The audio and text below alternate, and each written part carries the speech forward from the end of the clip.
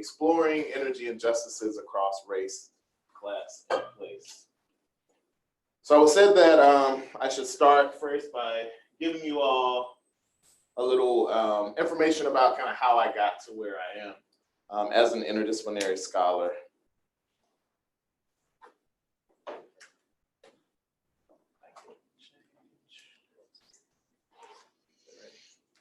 You need to click on the PowerPoint logo at the bottom of the screen.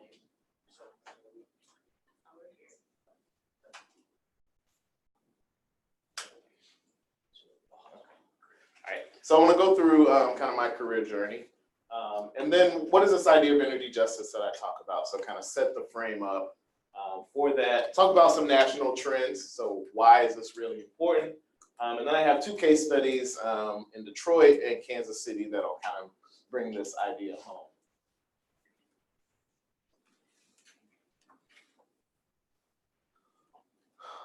So a lot of us, kind of where we came from really frames how we think about things, how we, kind of plan out our career path. And so I'm from rural South Carolina, Bishopville, South Carolina, which is an environmental justice community. About 80% African American, has the state's largest landfill and the state's largest maximum security prison. So I grew up thinking or knowing that these things were not, what one community should host because they weren't in other communities that I felt like were better communities. I show this picture, you can't see it really well, but this is like a Christmas morning, me in some fatigues with my model train set. And so I'll come back to this later because, in that picture, I didn't know how this would influence my life, but I think it's an interesting connection between this picture and what I ended up doing in life.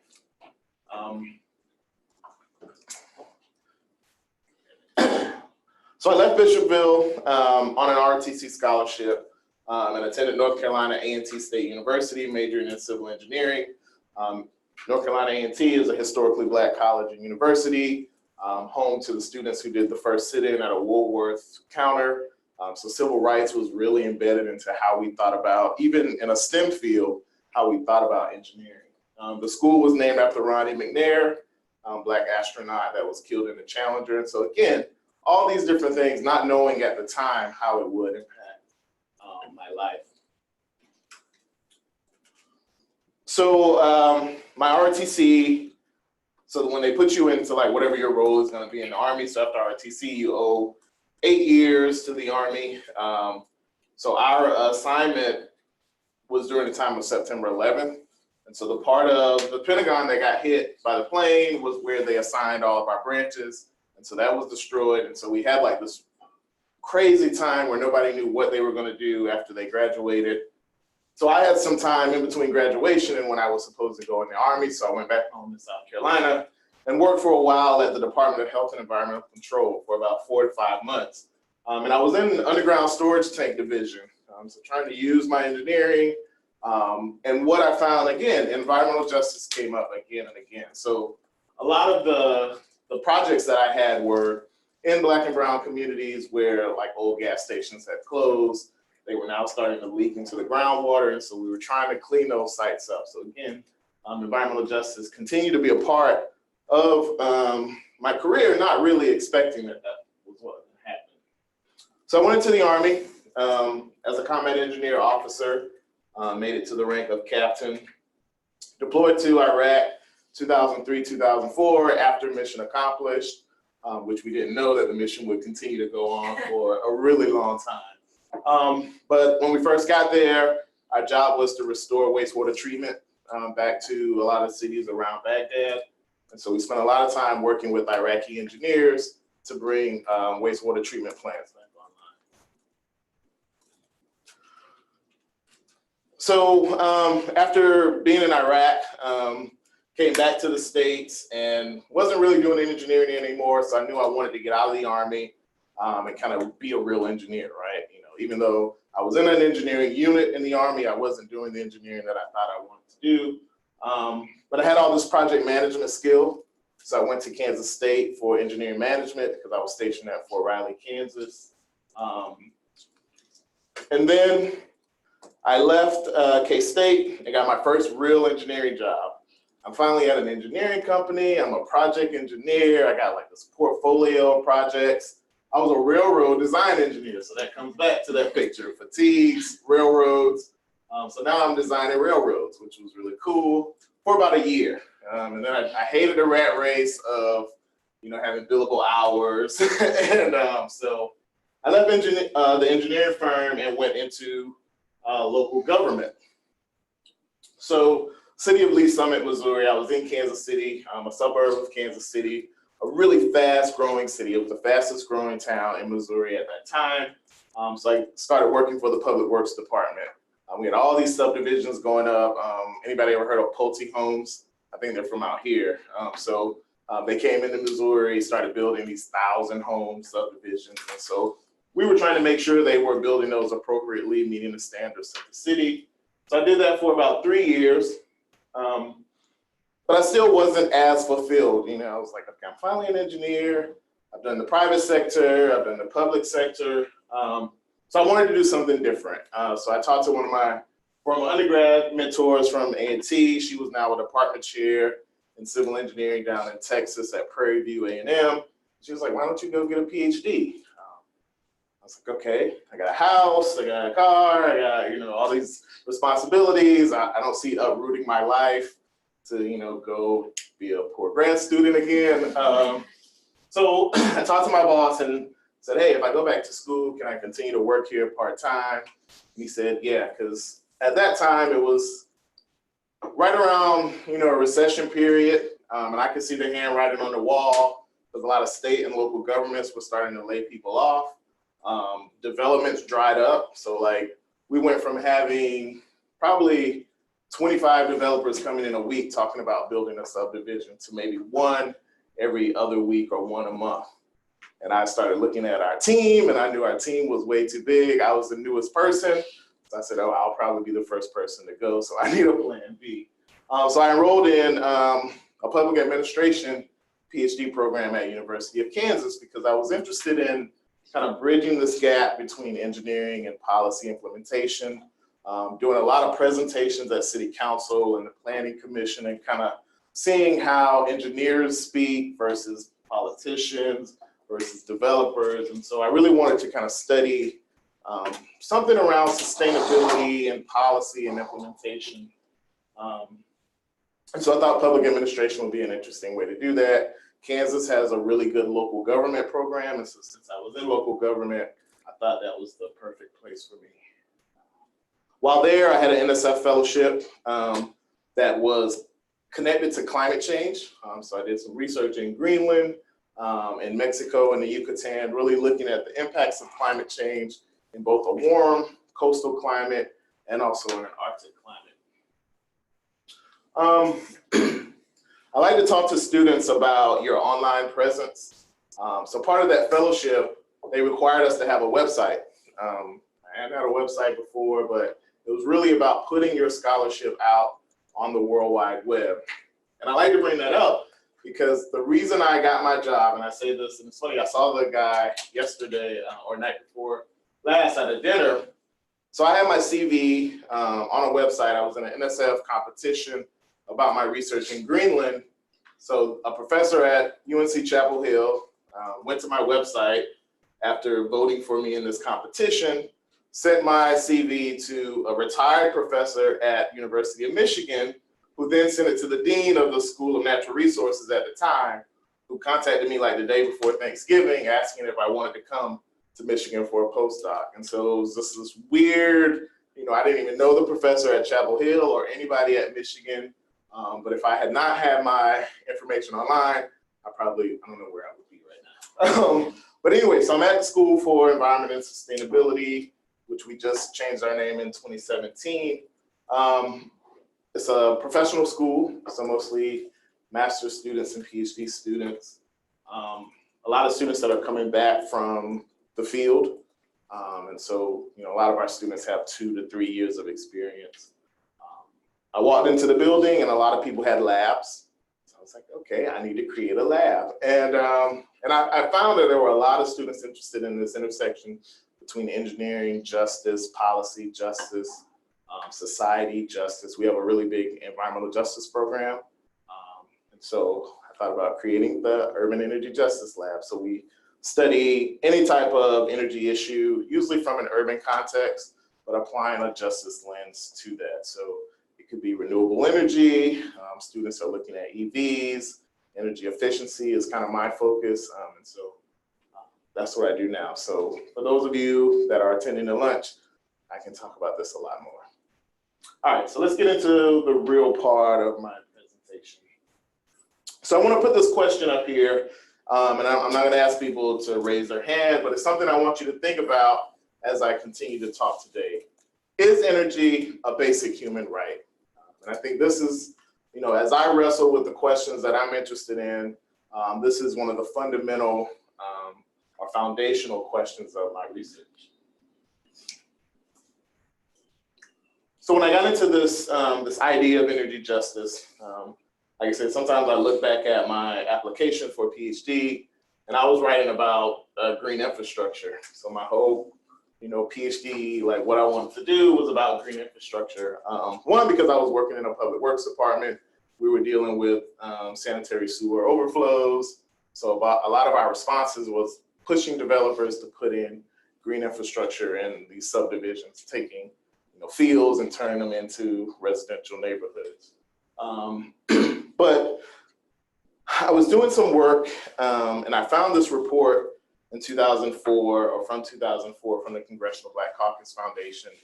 And the executive summary starts with this quote, where US energy policy is concerned, African Americans are the proverbial canaries in the mine shaft.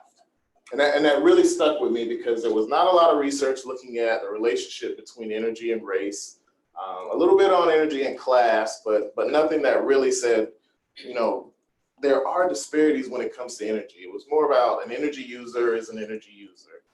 And so I really wanted to dive into this more. So when I use the term energy justice, what does that really mean? And so it has a pretty long history. It begins with kind of this disparity between developed and developing nations, really thinking about how do we apply the principles of justice to the energy oppressed poor, right? And so I wear the UN Sustainable Development Goal pin about fair and equal access to energy, because it was really looking at the lack of access to modern technology in a lot of different countries. And our overconsumption of energy, right? We, here in developed nations. But there's also this strong connection between health and well-being, right? We wouldn't be able to do this presentation like this if it wasn't for energy. A lot of the things that we benefit from are a total result of having energy. But then when we add the justice lens to it, we're kind of standing on the shoulders of this environmental justice research from the 80s that really allows us to look at disparities across race, class, and place, right? So we have some spatial tools that we can use from the environmental justice research and movement, and then also looking at disparities across race and class.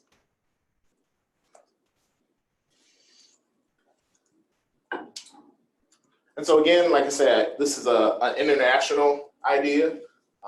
So the Sustainable Development Goals #7 really says that if we are going to be, a world that cares about these issues, that we have to ensure people have access to clean, affordable, and reliable, sustainable energy. A colleague at Columbia University School of Public Health, Diana Hernandez, put out a paper in 2015 that I also think really hits at this point, right? If we're gonna think of energy as a basic right, what does that mean? And first, that means the right to energy that's healthy and sustainable, the production of that energy. So moving away from dirty fossil fuels, the best available energy infrastructure, so stuff like clean cook stoves, even thinking about buried transmission lines, right? We know when you have a lot of storms, I'm in Michigan where it gets really cold and it snows and we get ice. You can tell the difference in areas that bounce back from an extreme weather event there where you have the infrastructure buried versus raised above ground. Energy that's affordable. A lot of the stuff I focus on is on affordability and how energy efficiency or renewable energy can overcome that. And then uninterrupted energy service. I think this is a really new area for research. So it goes anywhere from shutoffs from non-payment to intermittent services in new electrifying areas.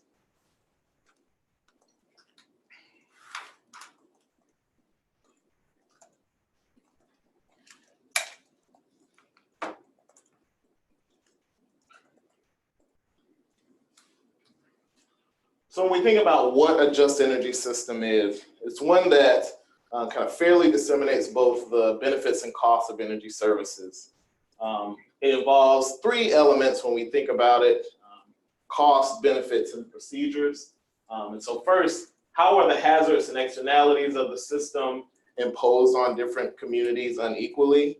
When we think about the benefits, how does access to modern energy systems and technology become highly uneven? And then the procedures, like who's participating in decision making, right? So there's this whole movement around procedural justice when it comes to energy. How many people have ever been to like a public service or public utility commission meeting? Okay, I would say that's more hands than I get most times when I've never been to one before I started doing this work. But I think it's really interesting, right? Because energy is so important to our lives, but so few of us actually participate in the decisions around where we get our energy from. There's all these rate cases on how much it costs, and all the time we just end up paying it. And so there's really a big movement around procedural justice here. And so in this next slide, it kind of shows these interrelated tenets of energy justice, right? So you have distributional injustice or justice. So looking at the distribution of income, so that comes into affordability, differences in energy prices. A lot of utilities operate as monopolies, and so the price that's there is the price that you pay, and you don't have a lot of choice in that. Energy efficiency decision-making, where are incentives for programs going? And so that's what we look at a lot is, how many communities or how many participants in certain communities are participating in utility programs, especially when we all pay some proportion of that on our bill, right? So for a lot of these programs, they're funded by ratepayers, but there is some disparity in who actually participates in those programs. Procedural justice, we talked a little bit about that. Access to information. So there are a lot of programs that utilities have that they're required to have, but they don't widely advertise because it takes money out of their revenue. Decision-making and legal rights, like what is your right, being here in California for the forest fires that were caused by PG&E, right? So if your house burned up, do you have a right to sue the utility? And so people are really wrestling with that. And then there's this really interesting justice exercise around recognition.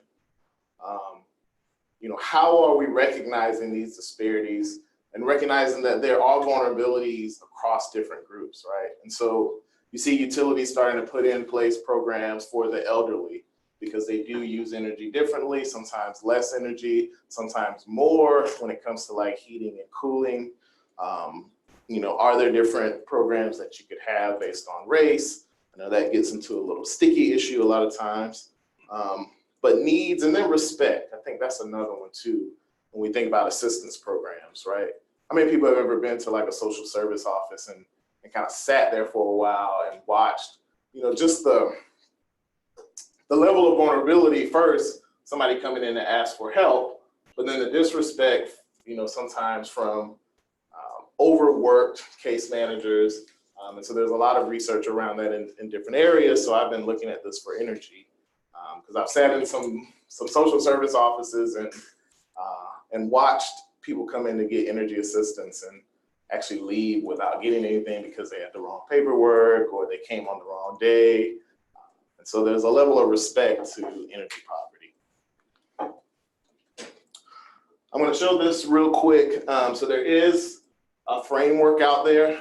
So some scholars from the UK have put out this energy justice framework, and I'll share the slides so you don't have to write all of these down. But they kind of tried to do it from the most agreeable factors to some that might be a little more contentious.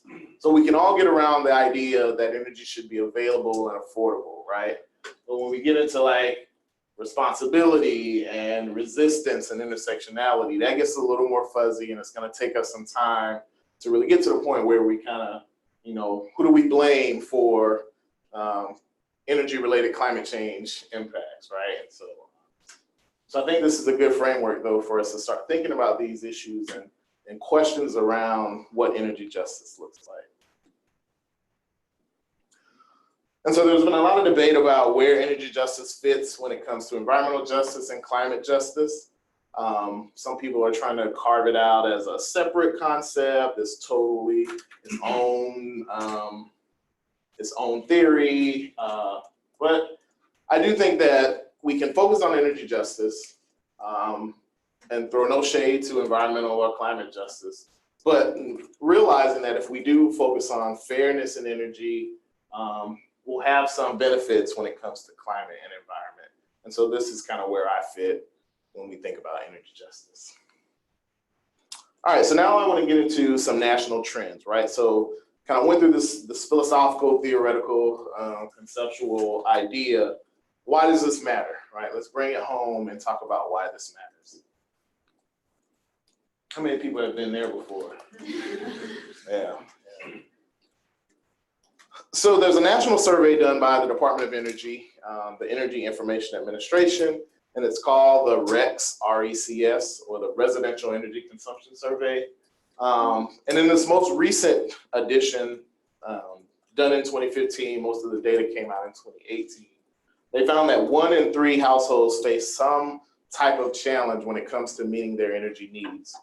And the challenges that they looked at was receiving a disconnect notice, so, you know, falling behind on your bill and being threatened with disconnection, keeping your home at an unhealthy temperature, or reducing or foregoing basic necessities in order to pay your utility bills. So there's this whole concept of heat or eat, you know, people choosing between buying food or heating their homes. And you can see how the temporality of experiencing that. So some people experience these issues every month.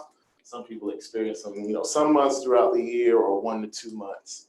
But again, you can see that, you know, a lot of people are actually making this choice between which bill they pay, which I think is really devastating. And then how does this kind of spread out across the country? So I did this across kind of the census regions. So in the Midwest, we're looking at about 28% of households that have some type of energy insecurity issue, which is about 7.4 million. Out here in the West, about 31% of households are facing energy insecurity, which equals 8.1 million households. And so again, this is a big issue, right? Something that we should be focusing on. And this was the first time that we really looked at this nationally in the survey. They did it some years ago, but only asked the questions of people who were getting energy assistance. And so this was the first time they asked everybody in the survey this question.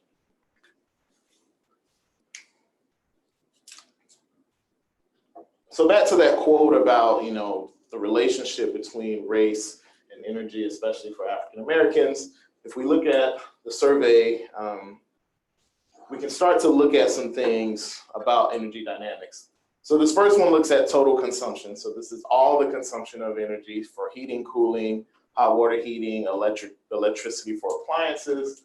And if you break that down by race, you can see on average, white households consume more energy annually. It kind of steps down across demographics. So one thing, when it comes to energy efficiency programs, a lot of those programs target high consumers, right? And so this is how most utilities look at their energy efficiency programs. Based on your consumption, I'm going to target you to participate in this program. And so if we look at it this way, what disparity do you think shows up in who participates in efficiency programs? Yeah, so, you know, and it's not intentional, right? But without actually looking at the data across race, you know, these unintentional consequences happen. So one measure that I've been trying to use a lot more is called energy use intensity, which I'm sure a lot of you know about. And that's trying to normalize energy consumption across square foot, right? Because one of the issues here is that white households often live in larger houses. Now, minority households, especially those that struggle, make other coping strategies to reduce their energy consumption, which is a totally separate issue. But if we normalize, try to compare apples to apples, you can see that Black and Hispanic households on average have a higher energy use intensity. So not consuming more energy, but consuming more energy per square foot, which is a proxy for energy efficiency, right? So on average, Black and Hispanic households live in less efficient housing. And so if the real goal is to improve energy efficiency, then we need to kind of change the frame. And we can see a similar dynamic when it comes to energy race and this cost versus burden. So if you consume more energy, you're paying more nominally, but as a proportion of your income, you can see, again, Black and Hispanic households are spending a larger portion of their income because of lower incomes on energy. And so the goal is to be energy efficient and to reduce burdens. Again, we need to switch how we look at this.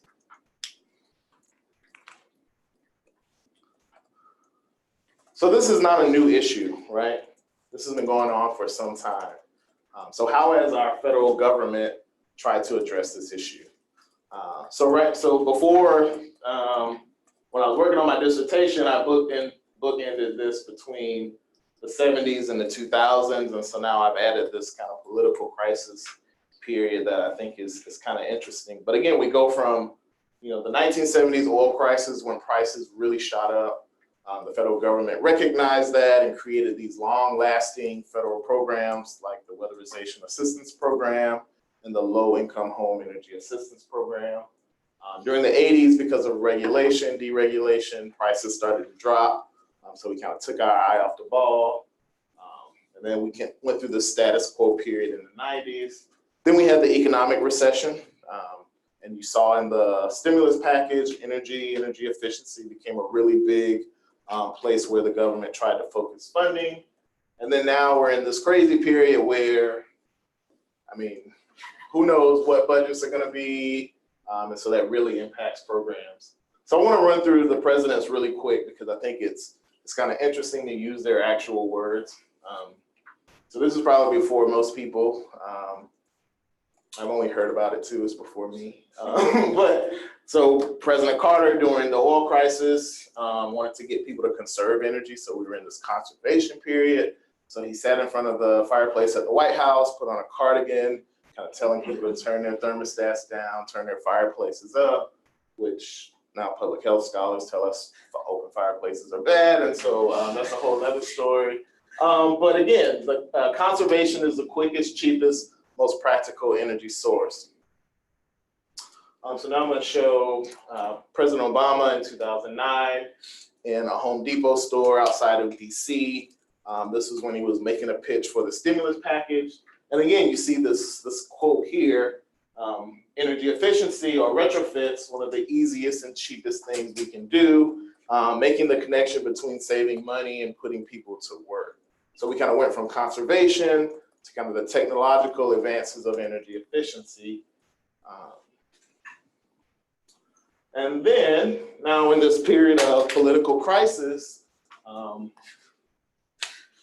the two programs I talked about are continually zeroed out in the current administration's budget. And so the agencies that operate these programs each year are like, oh my God, do we have enough money to give to poor households as far as energy assistance? And so this was before Donald Trump was president, but I actually have a newer quote that he said about light bulbs recently about them making him look orange. So that's why he wanted to roll back the efficiency standards.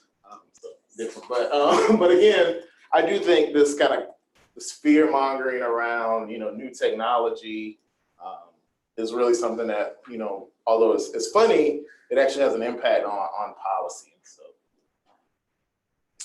this is kind of where we are now, and you can see this show up in the funding for the low-income energy programs.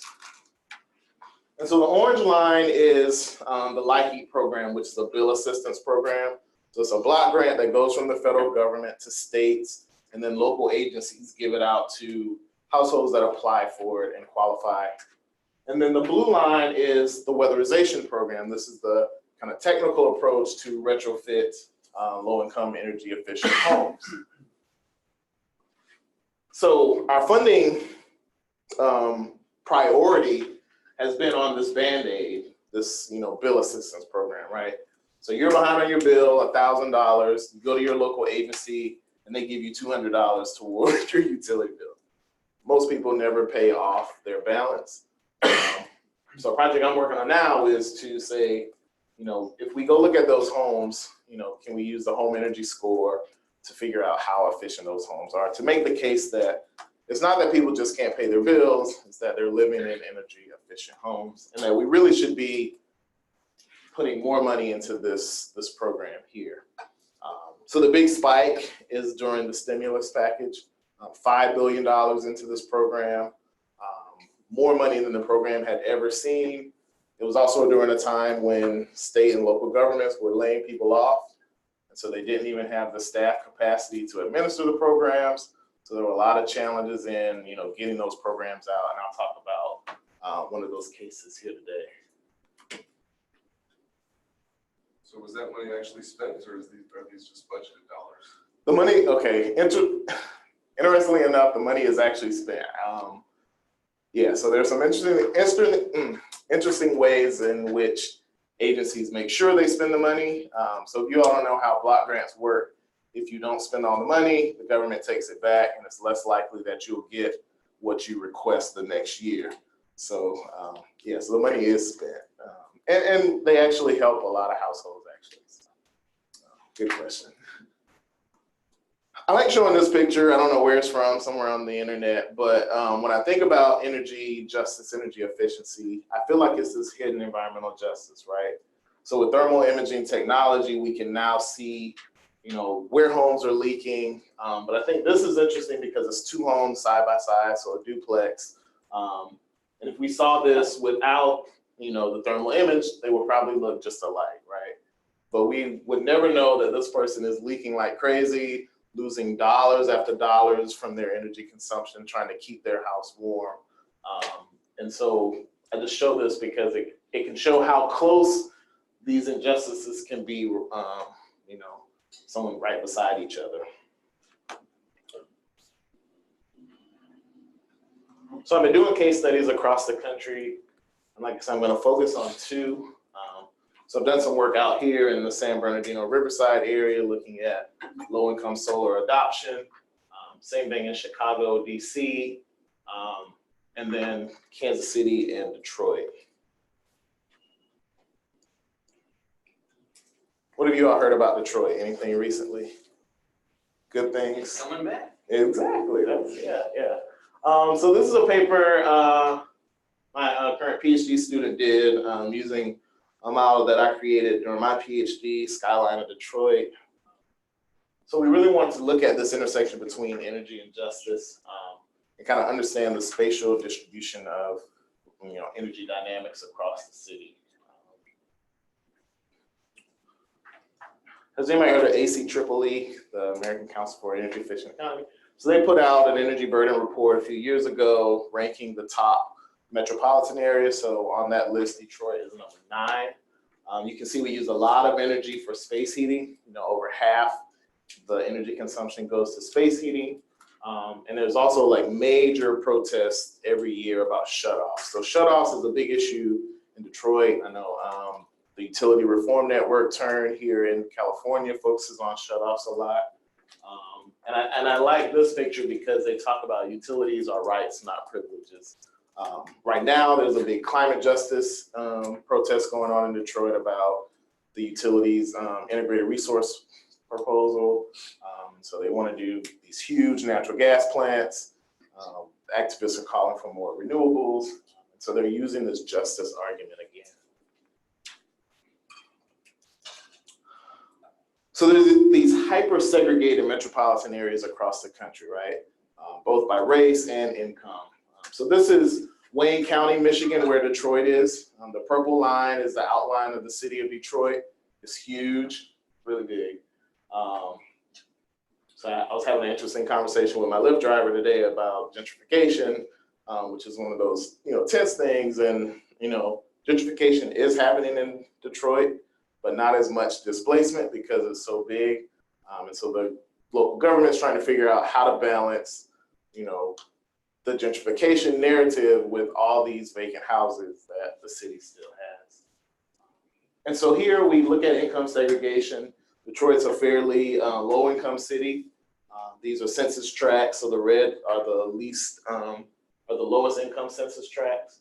And then the racial segregation within the county, majority African-American city, and then Hispanic enclave here in the southwest of the city. And you can see how white flight has happened in the county with most of the white population outside of the city. And so what impact does this have on energy dynamics, right? So using this residential energy consumption survey, the 2009 sample had about 12,000 homes and representative sample in 12 states. And so you could do some state-based analysis on the data. And then you could do small area estimation where you can say, okay, this is the model for the state, take similar characteristics from census data and say, what does this look like at a smaller area? And so that's what we wanted to do. We wanted to say what impacts consumption and efficiency from the state, Michigan state model, and then what does that look like if we apply it to the local level?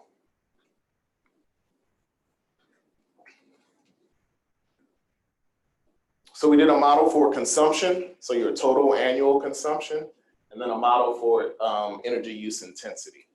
And so what we see here is that this is the median consumption in each census tract.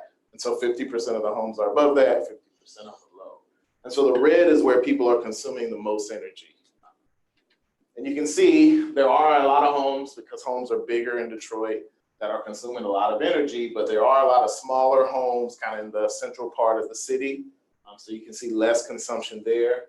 But like here, this point up here is called gross points. That's where a lot of the auto execs live, big mansions, so a lot of consumption in those areas right around the city where people have really large homes.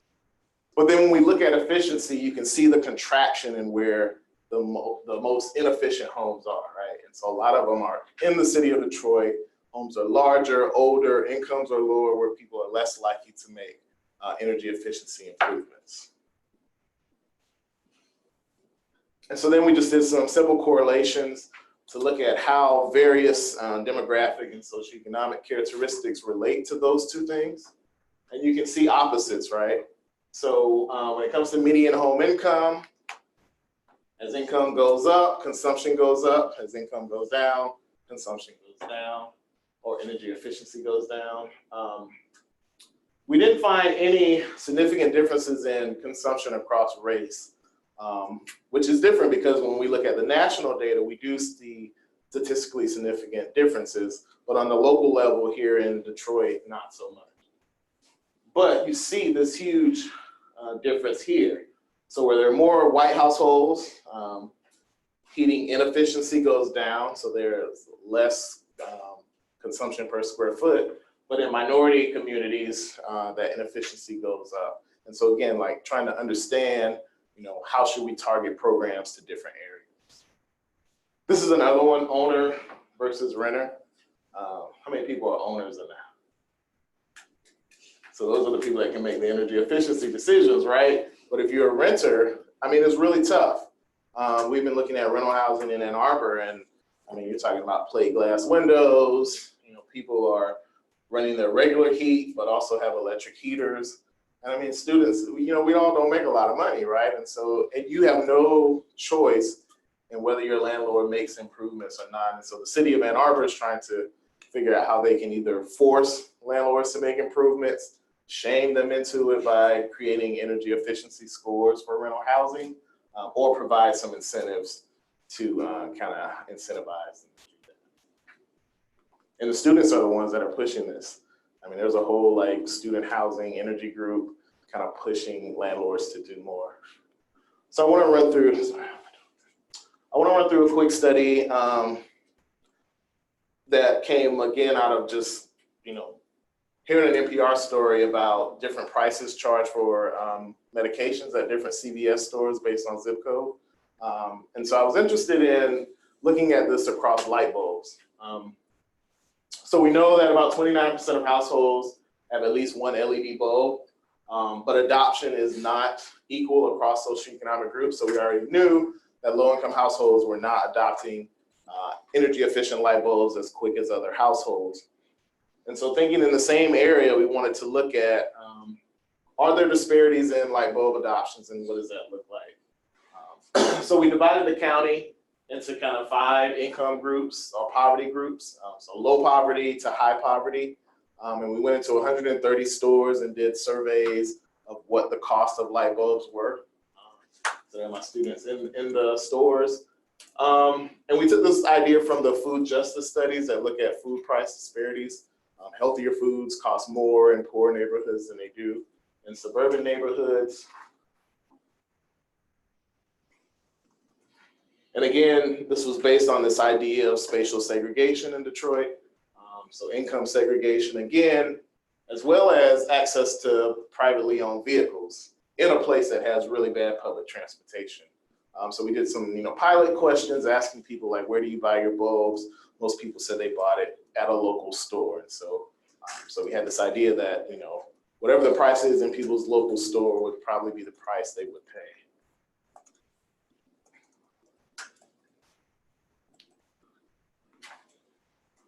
So what we found that most stores were still carrying incandescent bulbs, which will continue to be the case for a while if the standards are continued to be rolled back.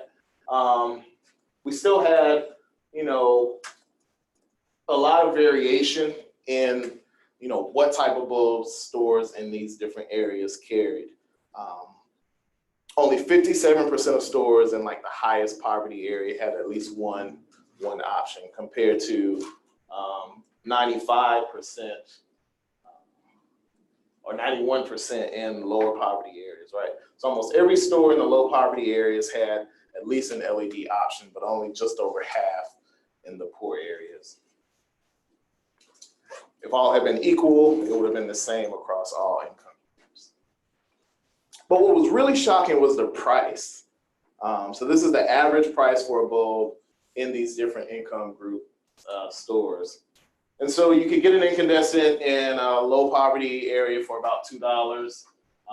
But the price actually decreased as you went to higher poverty areas. So like $1.62. But then look at the jump in price for an LED bulb in orange. And so about $5 for a bulb in low poverty areas and about $8 in a high poverty area. And so there's this gap too, right? Because you see this kind of opposite trend. So the LED prices went up, the inefficient incandescent price went down.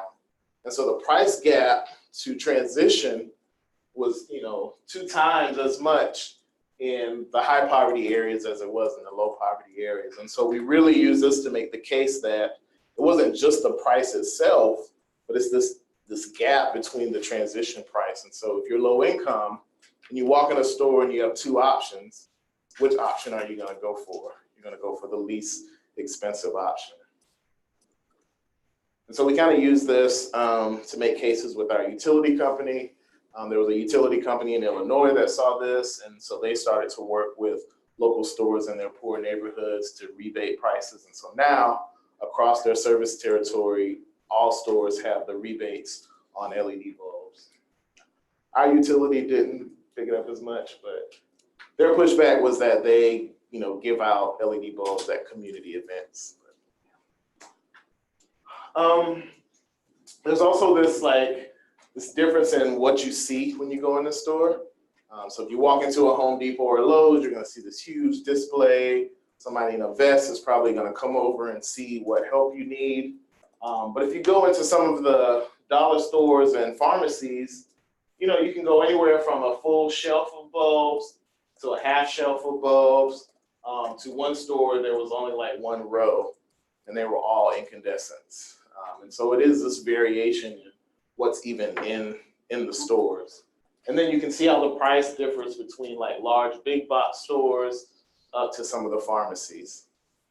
Yeah, I was just, maybe this is actually kind of answering the question that I had in my head, which was in the previous slide, why the difference? Yeah.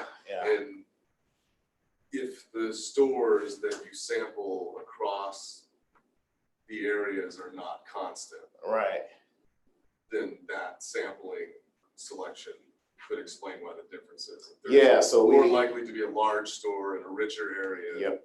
That explains why the price differs. Yeah, so the business part of that, right, like development, right? So there are no big box stores in poor neighborhoods.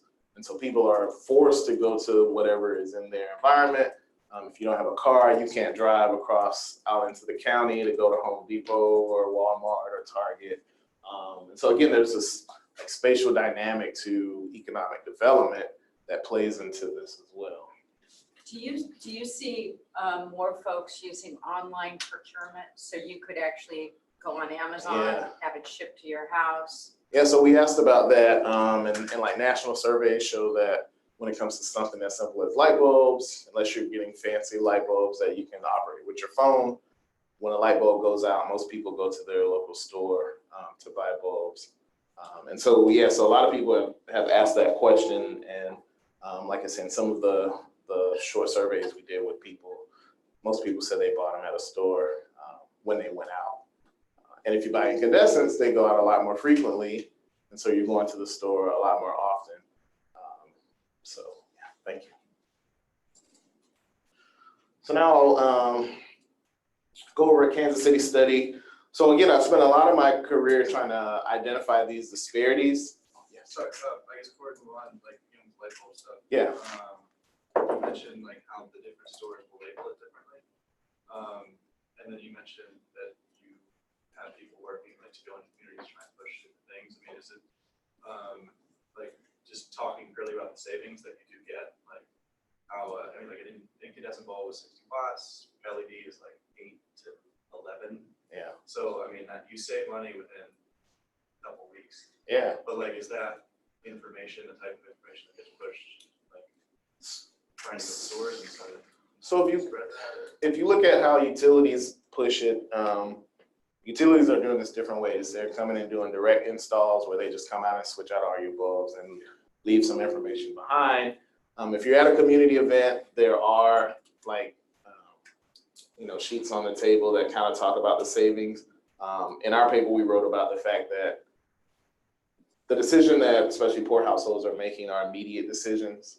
And so this whole economic rationale exercise is not there when you need a bulb. Yeah, and you're looking at, a $3, a $5 price gap. And And the bill is already back. already high. You're not gonna pay it, so, Yeah. So you're not thinking about that. And we've done some focus groups on another project, and people talked about recognizing that those bulbs would be more efficient and save them money. So people recognize that, but again, it is that price shot, that immediate price shot when you're in the store. And then if you don't even have the option of an LED because your store only carries incandescents. And then a lot of people don't like the CFLs, which they're kind of going away. And so that was a whole, kind of mid-cycle process of bulbs that people didn't like. So another funny story is that I have a rental house in KC. And so the tenant called me about the squiggly bulbs because she said they cost too much and she didn't like the way they looked. So she asked me to buy her some bulbs, and I bought them online and had them shipped to Kansas City. So the CFLs was really just kind of like a fluke in the middle of this bulb transition. Just something that we've talked about before is like lighting quality. So a lot of times with LED bulbs, especially the cheaper ones, will have like really poor color quality. So is that like, did you kind of look at that in terms of what was available? Yeah, that's a really good point. So some pushback we got when we first did this paper was like, well, dollar stores sell, LED bulbs for $1, but they weren't Energy Star, they weren't verified. Some of them didn't even have the information on how long they last and how much you save. And so we left those out of our sample because we couldn't even say if those were good, LED bulbs. But that's the thing. So like a lot of those dollar bulbs at the dollar store are trash. And so people buy that, they may think they're doing the right thing, but like you said, they're not gonna like the quality of the light. It may not last as long as a tested LED bulb will last. And so, yeah, we left those out, so thank you. You consider age? I know, like, I'm from South Carolina as well, and I also know, like, All right. your grandmother or just, like, your aunt or something, like, oh, auntie, try this new bulb, and she's like, yeah, no, I'm just used to the way it is. So do you, like, look at, like, those kind of disparities or things like that older people just like things the way they are? That's a really good point. So thinking about the transition, right? Who makes those transitions and for what reasons? We didn't look at age as a factor, but I guess we could look at the median age in the neighborhoods or something. But no, that's a really good point. I know in some of the other transition work, so even for some of the energy efficiency measures that get put in under some of these programs, especially for older householders, they take them out. Like utilities are trying to figure out when they do retrofits and they put in a fan in the bathroom that runs, almost constantly. In Michigan, you have to have it with a plug connection. And so what they found in a lot of their returns back to houses to do follow-ups was that in older households, they had unplugged it because people didn't want to hear the fan come on. And so now they're trying to figure out, can they find a quieter fan? Can they push back on the regulation where it has to be a plug that you can access? So those dynamics definitely are there. So Kansas City's number 11 on this list. This was a rental house that I just sold this year, Lord. But it taught me a lot. I mean, having a house in urban Kansas City with primarily lower income renters, I learned a lot about energy use, energy efficiency, energy assistance programs. I did many experiments myself with this house. So sometimes when the tenant paid the bill themselves, a couple tenants, I paid the bill as part of the rent, which is why I sold the house and lost a lot of money. But yeah, I mean, I think this house was built in 1929. So really old, no insulation in the attic. I used a government program to do lead removal. So I got all new windows, and immediately the tenant's bills went down. She was mad that she had to move out for a week, but after she had been there a couple months, she said like, oh my God, I'm so thankful that you did this. I tried to do the weatherization program, which I'll talk about a little bit here, but it was very difficult as a landlord to do that. Kansas City, again, very hyper-segregated income and race. I think this next slide kind of really shows what that looks like. So this is that dot density matrix.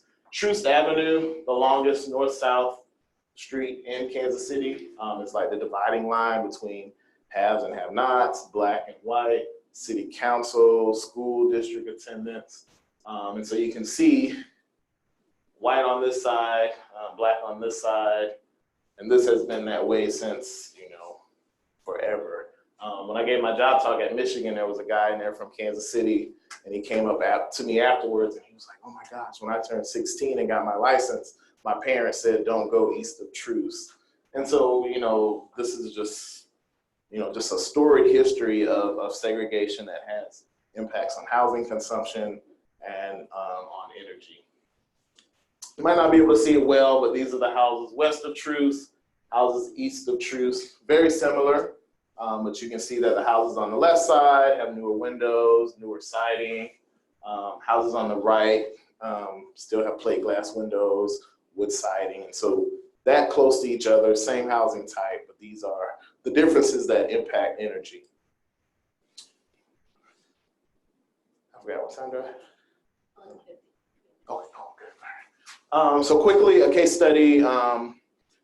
This is part of a larger study that's trying to understand, what does sustainability look like in low-income African-American communities during the economic recession. The part I pulled out from my dissertation was trying to understand the weatherization assistance program implementation. So again, the program got $5 billion during the stimulus, and it allowed for communities to do some innovative things with that money. One was targeting. So before the program was first come, first serve, and now we're back to that. So I don't think we learned a lot from the stimulus, but we can talk about that as well. So my two questions was, what are the barriers to energy efficiency participation that still exist after you remove the financial barrier? And so these were free retrofits. And then can this idea of a community-based targeted approach overcome those barriers? So we did something really cool. I had never done this before. We did walk-along interviews. And so this is, I was taking pictures because I was a lowly PhD student. But the research team, my advisors, walking with community leaders, asking them things about the neighborhood. So getting the perspective from them, not just sitting across the table, but actually out in the neighborhood. We also did a ride along with a cop. That was really interesting to kind of, think about what does it look like to patrol or take care of a community when you have like 50% vacancy.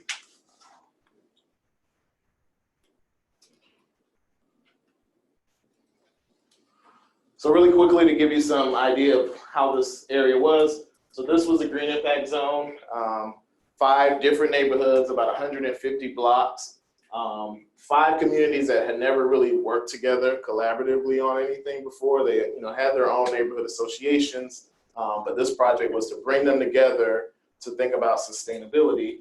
86% African American, most of the homes were built before 1980.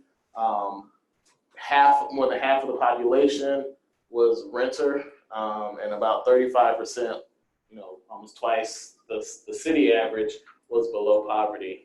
Huge unemployment, high vacancy rates, about 6,000 homes in these 5 neighborhoods. And so again, this was $200 million from the federal government. The program went from 2009 to 2014. They got $4.5 million to weatherize 659 homes. The Congressman Cleaver, who was the head of the Congressional Black Caucus at the time, went on TV and said, we're gonna weatherize every house. So that's just some context for how people thought about the project. So everybody thought their houses, all 6,000 people thought, 6,000 homes thought their houses were gonna be weatherized, which they didn't get enough money to do that. But I thought this was a really good case study because they got enough to do 659 homes, but were only able to do 329. And so I thought it was a good case study to understand what worked and what didn't work. So when you asked about that money being spent, it still got spent even though not all here. So this was the first time that the program was designed to target an area and say we're only going to use this money for these communities and people that apply in these communities. So after they couldn't do all the homes, then the money went citywide and it could go anywhere. So this is just some information about community-based energy projects. They support justice. They acknowledge that people go through this complex decision-making process. They foster social connectedness because they're trying to bring community groups together. And they have some lasting institutional capabilities, right? So people can use this experience and do other things. So these 5 communities are actually still working together after this project ended. So the barriers that came up were these social barriers of like distrust and public priorities. So people were like, green, what the, I gotta pay my bills. I don't have time to focus on sustainability and public distrust. Again, this was the government coming in with money. Like I said, the congressman said every home, then the people found out it wasn't gonna be every home. Market barriers, so lack of information, split incentives, and then these regulatory barriers that still, cause problems. And I thought this was interesting because unlike the New Deal that kind of created new agencies, all of the stimulus programs operated in existing agencies, which had their own, challenges. And so that, it kind of led to some less than desirable outcomes. What is pre-weatherization? Okay, yeah, so pre-weatherization is things that you have to fix before you can get weatherization, so I'll talk about that one. And previous is, at first it was if your home had been weatherized before 2000. So then they pushed it back to, I think, 1990, to give people more room, because what we were doing between 90 and 2000 was not what we're doing today, because the program has gone through various iterations of technology improvements. So first, the social barrier of public distrust. I think sometimes as engineers, we come in with our technical expertise and we don't really think about kind of the social barriers that, we have in sharing that information. So this was really important, right? This idea of energy equity allows you to recognize that there are some social implications in how we try to implement programs. So in Kansas City and in a lot of places, there's this big distrust of government. And so the first information that went out to homes was free energy audit. This was an area that was heavily, how do I say this? So Kansas City was very aggressive in their codes enforcement because the code enforcement officers needed to do a lot to, make sure they kept their jobs. Because again, this was a time when cities were laying off. And so the way to do that was to write violations, so people had to pay fines, right? And so this idea of a random person coming in your house and doing an audit, people were like, hell no. And so the implementers were like, why don't people want this free audit? And so I think it was one of the leaders, did like a small group, and people said, nobody wants an audit, right? And so then they started calling it a consultation. And so it was like, you will sit down with this person and they will help you figure out what the energy efficiency needs. And then people were like, oh yeah, I'll do a consultation all day. The fear of unknown individuals. Most of the contractors did not look like people in the neighborhood. They had never heard of them because a lot of companies sprang up during the stimulus era to take advantage of these resources. University of Missouri, Kansas City is very close to this neighborhood. So that first summer, a lot of students stayed behind to canvass the neighborhoods, which you can imagine what students look like versus this predominantly African-American older neighborhood. And so people would not open their doors because they didn't know what, information students had. So then they started to use block captains, people in the neighborhood, to pass out information about the program. So you probably read these two quotes, which I thought are really interesting. The woman at the top, she had been working in these neighborhoods for 3-4 decades. But even she recognized that for this project to be different, they really needed people that looked like the neighborhood to work on it. So she was there in more of a supportive role than she had been in some of the other government efforts before. And you brought up older individuals here. So they took advantage of the fact that, the neighborhood was older. A lot of the householders were, older African-American women. And so they used Miss Riley to kind of sell this project. So she did a video talking about, she was one of the first people to get a new furnace, get some window sealing, get some insulation. And so she talked about how cold her basement used to be. She gave her furnace a name, Little Thunder. And so she talked about Little Thunder and how Little Thunder keeps her home so warm now. And I mean, you could have seen all the elderly women coming out saying like, I want a Little Thunder. And it was fascinating. So it's funny, I went back to Kansas City about a year ago, and I sent her a message. I was like, hey, I'm coming back, and I talked to you, and she took me down and showed me Little Thunder. I was like, yeah, I've seen it before, but she's still proud of it today. And like I said, that video went across the neighborhood. They showed it at neighborhood association meetings, and it really got people engaged in the project. And I think without that, a lot of, especially the elders, probably would not have done this. They also do the same thing with renters. So they had a landlord do the same video and talk about the relationship between him and his tenant and how it had been improved. And so the split incentive is one of those issues that came up, and I think only came up because they were doing it in this concentrated, targeted approach. Again, 80% 82% of weatherization benefits go to owner-occupied housing. One, because that's who's paying the utility bills. But in this area, 51% of the houses were renter-occupied. So immediately, you were cutting out more than half of the population. Sometimes landlords have to pay as much as 50% a cost share for the program. So it varies across. So states have latitude to be able to charge how much they want to. And so what they did, working with some other funding sources, is that they got that cost share down to 5%. So they started reaching out to property owners saying, hey, all you have to contribute is 5% of the cost to this. And so you got a lot of landlords on board then.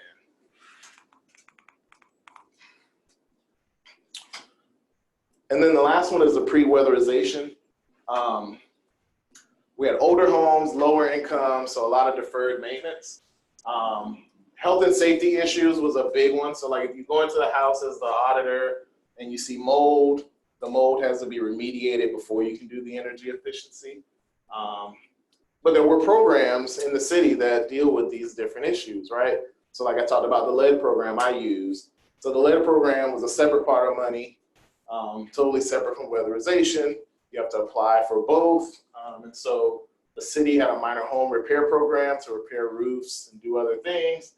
And so because they recognized that they had a lot of homes that had these other issues, they were able to pull those resources together. So if someone applied for weatherization, they had lead, found lead in the home, they immediately put that person into the lead program. So it wasn't like they fell out of the queue. And so once they got lead remediated, then they qualified for weatherization, and it kind of streamlined that process.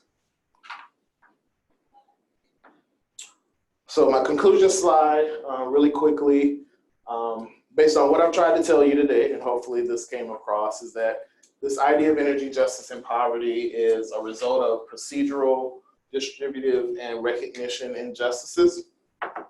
We can clearly see some spatial, racial, and socioeconomic disparities when it comes to energy efficiency, energy access to technology. Place is really important, right? Because we can look at the maps and see that there's segregation by income, segregation by race, which also has this relationship with disparities in energy dynamics. And then if we recognize that, then a target approach can kind of overcome some of the barriers, can address these spatial disparities. And then they also recognize that there is something important about place. And so we can be more effective in our program and policy design and implementation. And also figuring out what technology works best for what place, right? I have to thank my students. That should pop up. I can't do this work by myself, so I always have to give credit to the multiple students that come through my lab that are interested in kind of bridging this technology, policy, justice divide. And this is my contact if anybody wants to reach out in the future. All right, thank you.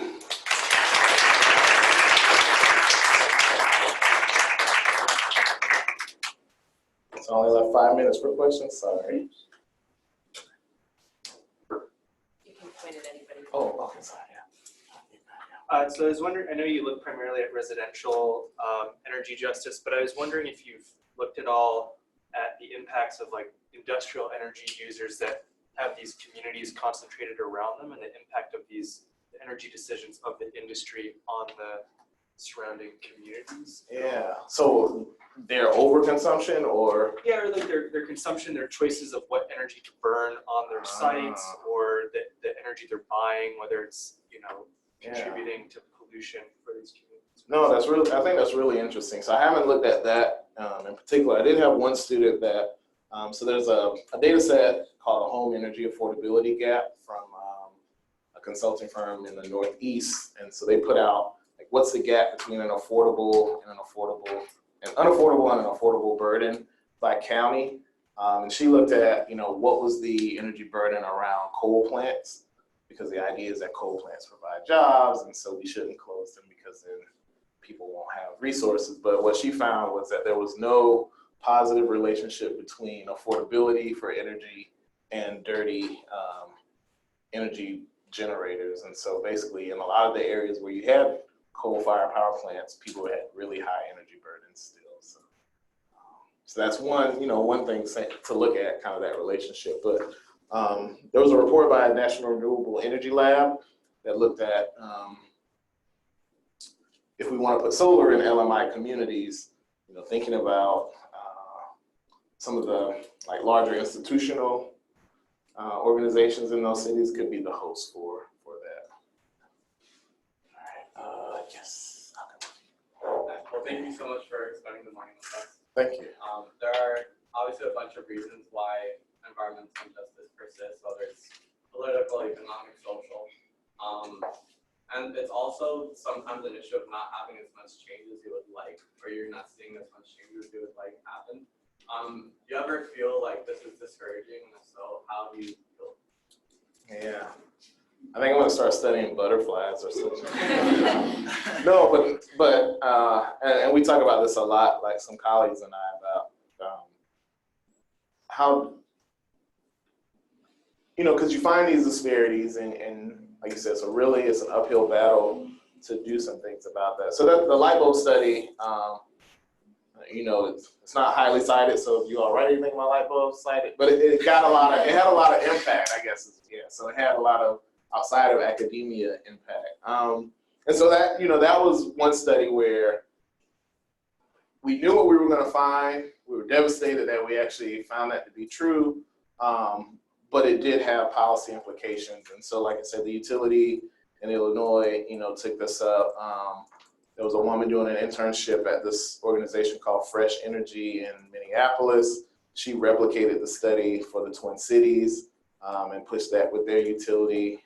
Like I said, we still keep hitting our utility up about this. And so,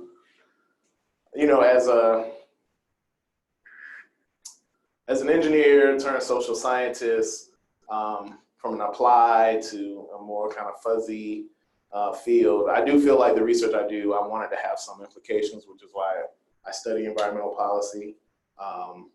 But I focused on that Kansas City study in my dissertation was because the first part of my dissertation focused on identifying these disparities. And I'm like, okay, well, this is a case where people are recognizing this disparity, but trying to use another approach to overcome that. And so I kind of try to balance between those two things, showing this is a real issue, but trying to understand what people are doing to overcome that issue. And so, so for those of you who study disparities, also think about, people in communities know the disparities exist, right? They don't necessarily need our work to prove what they already know, but we can also amplify the work they're doing from a systematic academic approach as well. Just what the conversations that we've had around block grants and disparities and participation of energy efficiency programs kind of struck me because some research I'm doing is looking at a big chunk of money that went to water efficiency and energy efficiency upgrades, and it was supposed to go to disadvantaged communities, but just with the way the funding was rolled out, these projects only had so much time to spend the money, they ended up just targeting everybody.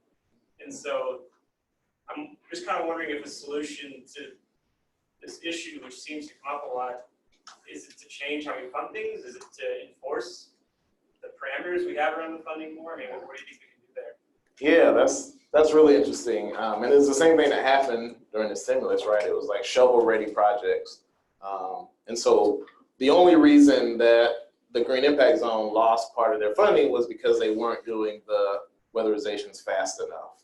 Not because there was anybody stealing money or anything unscrupulous going on. And so it is kind of, how do we fund these programs to meet the intent of the funding? So, I mean, I'm encouraged by the disadvantaged communities identification program here in California. Illinois has done the same thing under their Future Energy Jobs Act. So they've identified environmental justice communities that should be able to participate in renewable and energy efficiency programs. So I think the establishment of these identification of communities is good, but so I think pushing on the timelines for funding, because there are these other social barriers so it's not just that the money can't be spent fast enough, is that you got to overcome these social barriers and also some policy barriers sometimes to getting those funds out. And helping communities recognize that this money is available for them, right? I think that's the thing. A lot of this stuff is top down. So communities don't know until somebody comes to them and say, hey, we got to spend this money here. And either they're not ready or have the capacity to receive that.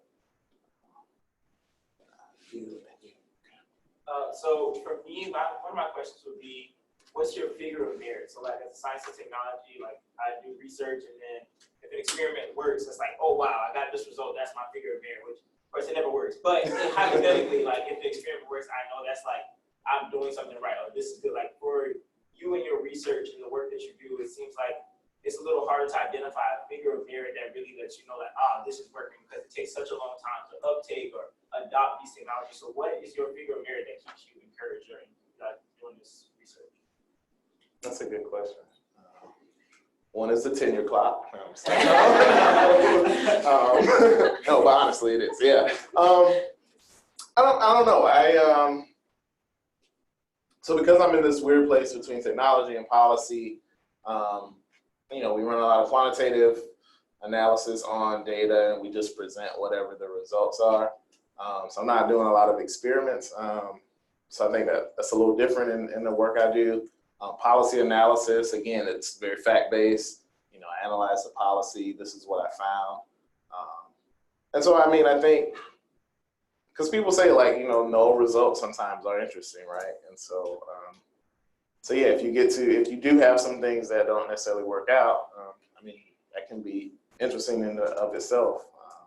But yeah, I think for me, it is like presenting facts, looking at things that people either have looked at in different contexts, and again, making this connection between energy, race, and class. So at the beginning of your presentation, you have defined 4 separate categories for energy justice. My question for you is regarding the first 2 items, because in my opinion, justice should be at the end point or where the energy is consumed, but you are mentioning the infrastructure that produces the energy. So why would I care if the energy is the latest technology or if it's a renewable or an alternative source of energy?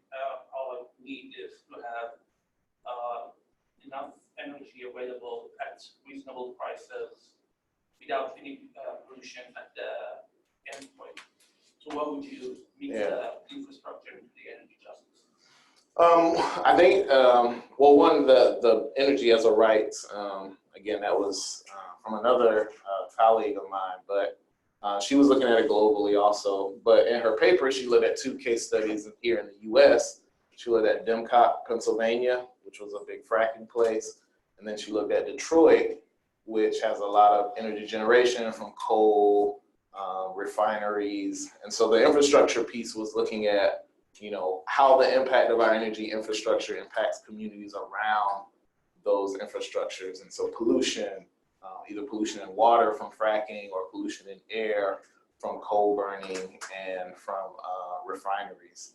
And so if we think about the best available infrastructure and thinking about where it's coming from, renewable energy, what is that environmental impact from the energy generation? And that's really important for the communities that are local to those generating facilities. And so that was where she was coming from in that.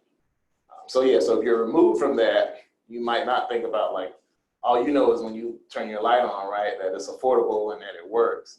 But for the communities that are near those generators, it's really important for them what type of energy and how it's being produced. I have a question about prioritization for these communities. So I know in California there's been a lot of work to make sure that EV charging infrastructure gets built in disadvantaged communities.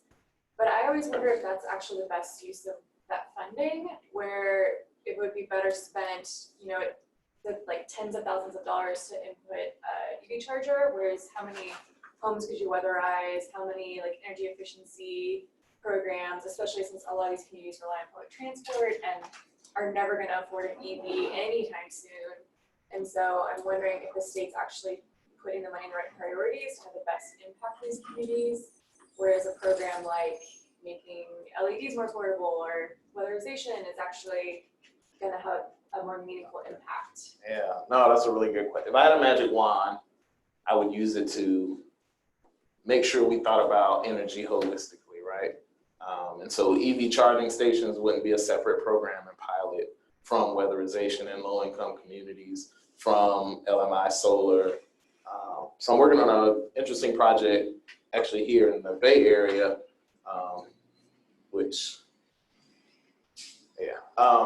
so it's working with Lyft, Grid Alternatives, and Richmond Housing Development Corporation. So we're gonna do 4 Chevy Bolts to 4 low-income households, and they're gonna drive for Lyft, try to see if that increases economic mobility. We know there are a lot of challenges with EV charging infrastructure. If somebody picks up a ride in Richmond and drives all the way to San Francisco and has to stop and charge their car, then that's time they can't charge their vehicle. And so again, so I think charging infrastructure is very important. I think making sure that low-income households drive EVs or can afford EVs is really important, but also that the energy at their house is affordable and efficient. And so if we could somehow start to bring these things together. So I don't know if we have like a low-income energy approach or just a energy approach at all, nationally or at the state level. We're dealing with the same thing in Michigan. A lot of the activists push for things when the utilities do their rate cases. The utility proposes it as a pilot. There's never any follow-up from that pilot. And so that program goes away. So like right now we have an EV charging infrastructure pilot. So there's like a $200 rebate if you're 200% or below poverty for a charging station, and like $100 if you make more than 200. But if you're in poverty, $200 on a $10,000 or $5,000 charging at your house, if you have an EV, it's ridiculous. So yeah. So I think we need to think more holistically about our energy policy, and bringing all those programs together under some type of approach that says, this is our model candidate, these are all the things you qualify for, and let's make you whole. All right, I think we're out of time, so let's get.